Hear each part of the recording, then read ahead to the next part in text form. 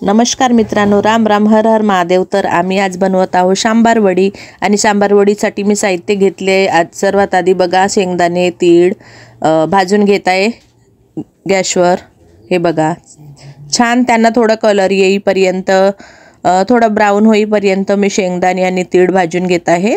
त्याच्यानंतर एकीकडे सांबार धुतली, हे बघा स्वच्छ, आणि त्याला पाणी थोडं काढायला ठेवली मी एका टोपलीमध्ये।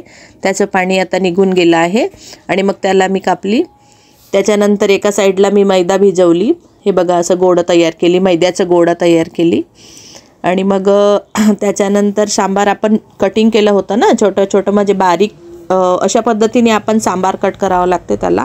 आणि त्याच्यानंतर मी शेंगदाणे आणि तीळ, खोबरं, खाकश वगैरे सगळं हे पिशून घेतली, मिक्सरमधून पिशून काढली हे सगळं, हे बघा अशा प्रकारे। आणि मग एका साईडले मी तेल ठेवलं, तिथं गॅसवर थोडं तेल ठेवायचं। त्याच्यानंतर जिरं, मोहरी, खसखस, अजवाईन वगैरे सगळं त्याच्यामध्ये टाकली मी। आणि तिखट, मीठ, मसाला वगैरे, काळा मसाला, हे सगळंच त्याच्यामध्ये थोडं थोडं मी घातली। चवीनुसार आपण जसं वाटेल तसं, तुम्हाला जेवढं ज्या पद्धतीने बनवायचं आहे त्या पद्धतीने करायचं।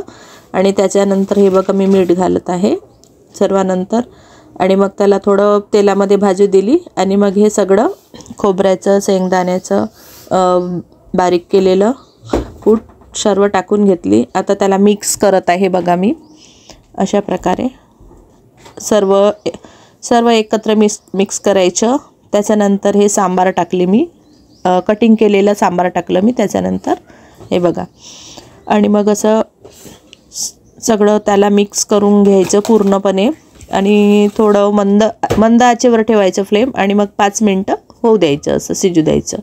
हे बघा अशा प्रकारे ते झालं मिश्रण तयार माझं। आणि मग मी सांबार वडी करायला लागली। हे बघा अशा पद्धतीनं सांबार वडी करत आहे मी, हे बघा थोडं। आणि त्याला थोडं पाणी लावायचं की म्हणजे चिपकेल तो व्यवस्थित, तो मैद्याचा आहे ना, मग निघून जातो तेलात टाकल्यावर। तर त्याला थोडं, हे बघा असं पाणी लावून चिपकवायचं।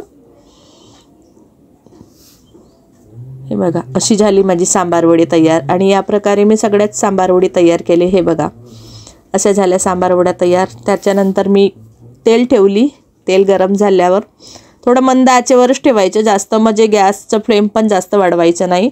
आणि मी मग सगळ्या सांबार वड्या काढून घेतल्या तेलातून, असे झाले खुशखुशीत सांबार वडी। तर तुम्हाला नक्कीच आवडेल ही रेसिपी।